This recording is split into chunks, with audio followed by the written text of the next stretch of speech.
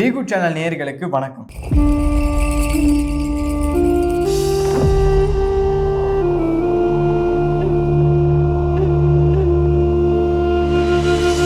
ஒரு காலேஜோட ஹாஸ்டல் ரூம்ல தொடங்கின ஒரு சின்ன ஐடியா உலகத்தை இணைக்கக்கூடிய ஒரு பெரிய நெட்வொர்க்கா மாறும்னு யாருமே நம்பியிருக்க மாட்டாங்க. ஆனா அது மாறுச்சு. அதுதான் Facebook. அந்த Facebook கண்டுபிடிச்ச மார்க் ஜக்கர்பர்கோட பிறந்த நாள் தான் இன்னைக்கு. அவரை பத்தி சில சுவாரஸ்யமான தகவல்களை இந்த பதிவில் நம்ம தெரிஞ்சுக்கலாம். மார்க் ஜக்கர்பர்க் நியூயார்க்ல இருக்க ஒயிட் பிளைன்ஸ் அப்படிங்கிற இடத்துல மே மாதம் 14ஆம் தேதி 1984ஆம் ஆண்டு பிறக்கிறாரு. இவரோட அப்பா பேரு எட்வர்ட் ஜக்கர்பர்க். இவர் ஒரு டென்டிஸ்ட். மார்க் ஜக்கர்பர்க்கு சின்ன வயசுல இருந்த கோடிங் இது மேல ஆர்வம் ரொம்ப அதிகமா இருந்துச்சு. இவர் தன்னோட 11வது வயசுல ஜர்க்நெட் அப்படிங்கிற ஒரு மெசேஜிங் சாஃப்ட்வேர் கண்டுபிடிச்சு அது தன்னோட வீட்லயும் அவங்க அப்பாவோட கிளினிக்லயும் பயன்படுத்தினாரு. அதுக்கப்புறம் தன்னோட 19வது வயசுல ஹார்வர்ட் யூனிவர்சிட்டியில படிக்கும்போது Facebook'ை உருவாக்குறாரு. அதுக்கப்புறம் படிப்பை விட்டுட்டு முழு நேரம் Facebook'ல தன்னோட கவனத்தை செலுத்துறாரு. இவர் Facebook'ை உருவாக்குறதுக்கு முன்னாடி ஃபேஸ் ஸ்மாஷ் அப்படிங்கிற ஒரு வெப்சைட்டை உருவாக்கி இருந்தாரு. இந்த வெப்சைட்ல ஸ்டூடெண்ட்ஸோட போட்டோவை போட்டு அவங்க அட்ராக்டிவ்னஸ் கம்பேர் பண்ற விதமா இருந்ததுனால ஹார்வர்ட் யூனிவர்சிட்டி இந்த வெப்சைட்டை பேன் பண்ணாங்க. இவரு இப்ப மெட்டா பிளாட்ஃபார்ம்ஸோட ஒரு சிஇஓவா இருக்காரு. இந்த மெட்டா பிளாட்ஃபார்ம்ஸ் தான் இன்னைக்கு இருக்கக்கூடிய Facebook, Instagram அப்புறம் வாட்ஸ்அப் இந்த லீடிங் சோஷியல் மீடியா ஆப்ஸை ஓன் பண்ணிட்டு இருக்கு. இவர் 2012ஆம் ஆண்டு பிரிசிலியா சான் அப்படிங்கிற சைனா பெண்ணை கல்யாணம் பண்ணிக்கிட்டாரு.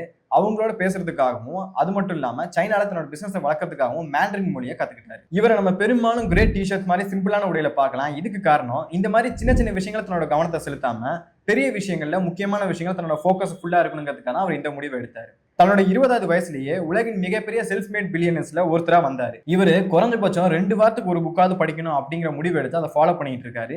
இது இவரோட லேர்னிங் பேஷனை காட்டுது. அது மட்டும் இல்லாம இவர் ஒரு தடவை தான் வேட்டையாடுற மாமிசத்தை மட்டுமே சாப்பிடுவேன் அப்படிங்கிற முடிவு எடுத்தாரு.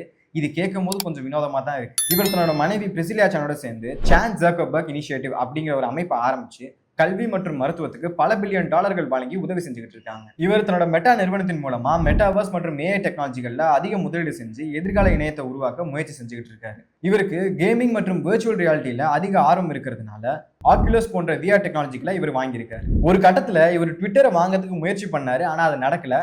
அவருக்கு பதிலாக எலான் மஸ்க் அதை வாங்கிட்டாரு. உலகத்தில் இருக்கக்கூடிய டாப் 10 பில்லியனர்ஸ்ல மார்க் ஜக்கர்பர்க் 5வது இடத்துல இருக்காரு. இவரோட நெட்வொர்த் அப்ராக்சிமேட்டா $200 பில்லியன் மேல இருக்கும். பல பில்லியன் டாலர் நெட்வொர்த் இருந்தாலும் இவர் ஒரு சிம்பிளான லைஃப் ஸ்டைலே வாழ்றாரு. மார்க் ஜக்கர்பர்க்கோட லைஃபை பேஸ் பண்ணி David Fincher the social network அப்படிங்கிற ஒரு படம் எடுத்திருக்காரு. இந்த படத்துக்கு பல வகையான ரெகக்னிஷன் கிடைச்சது. குறிப்பா சொல்லணும்னா கோல்டன் குளோப் அவார்ட் வின் பண்ணிச்சு. அது மட்டும் இல்லாம 3 ஆஸ்காரையும் வின் பண்ணிச்சு. டைம் இருந்தா அந்த படத்தை நீங்களும் பாருங்க. ஒரு ரூம்ல ஆரம்பிச்ச சின்ன ஐடியா இன்னைக்கு உலகத்தை இணைக்கக்கூடிய இவ்வளவு பெரிய ஒரு கருவியா மாறி இருக்குன்னா இது சாதாரண விஷயம் இல்ல. இது ஒரு பெரிய ரெவல்யூஷன். இந்த ஒரு ரெவல்யூஷனுக்கு விதை போட்ட மார்க் ஜக்கர்பர்க்கு பிகுட் சேனல் சார்பாக பிறந்தநாள் வாழ்த்துக்கள். மேலும் அடுத்த பதிவுல நாளைய தினத்துக்கான சிறப்பு நிகழ்வு என்னங்கிறத பார்ப்போம். அதுவரை நன்றி, வணக்கம். இந்த பிகுட் சேனல்ல நல்ல விஷயம்ன்றதுனால நீ எல்லாருக்கும் போய் சேர்ற மாதிரி நல்ல எல்லாருக்கும் ஷேர் பண்ணணும்னு உங்களை பணியும்பா கேட்டுக்கொள்கின்றேன்.